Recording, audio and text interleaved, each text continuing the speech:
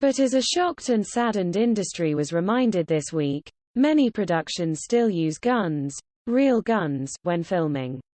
And despite rules and regulations, people can get killed, as happened last week when Alec Baldwin fatally shot cinematographer Halyna Hutchins after he was handed a weapon and told it was safe. The tragedy has led some in Hollywood, along with incredulous observers, to ask, why are real guns ever used on set, when computers can create gunshots in post-production?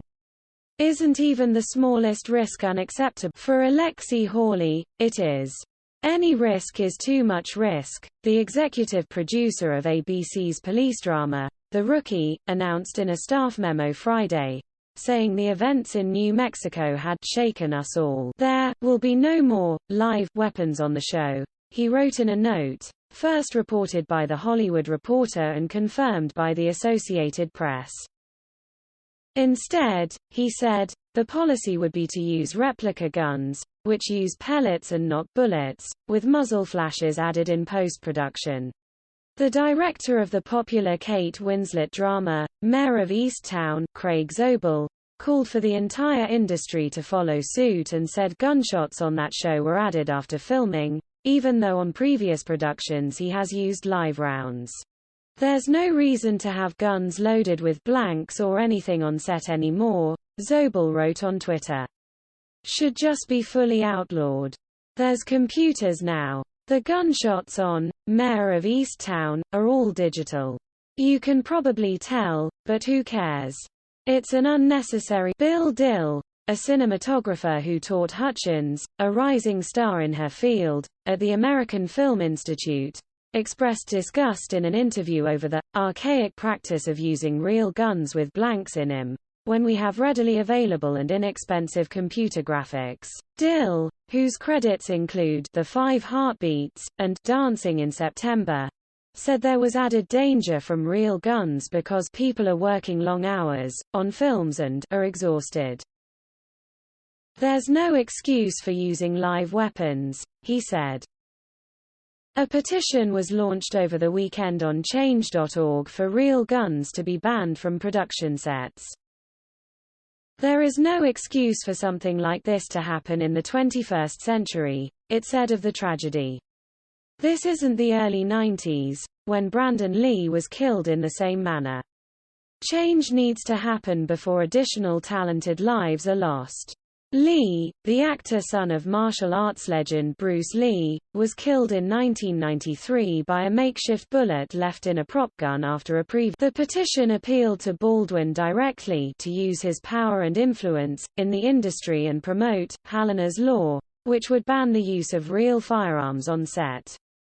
As it stands, the U.S. Federal Workplace Safety Agency is silent on the issue and most of the preferred states for productions take a largely hands-off approach. Hutchins, 42, died and director Joel Souza was wounded Thursday on the set of the western, Rust, when Baldwin fired a prop gun that a crew member unwittingly told him was cold, or not loaded with live rounds, according to court documents made public Friday. Souza was later released from the hospital. The tragedy came after some workers had walked off the job to protest safety conditions and other production issues on the film, of which Baldwin is the star and a producer. In an interview, British cinematographer Stephen Hall noted that he worked on a production this year in Madrid that involved lots of firearms.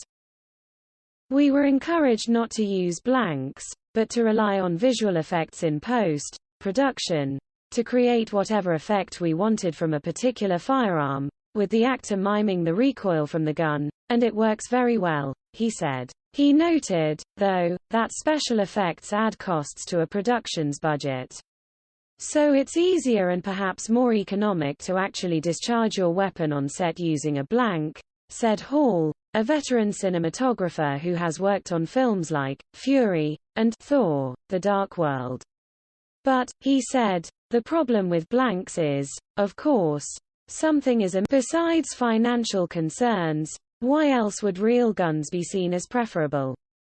There are advantages to using blanks on set that some people want to get, said Sam Dormer, a British armourer or firearms specialist. For instance, you get a better reaction from the act. Still, Dormer said, the movie industry is likely moving away from real guns, albeit slowly. The term prop gun can apply to anything from a rubber toy to a real firearm that can fire a projectile.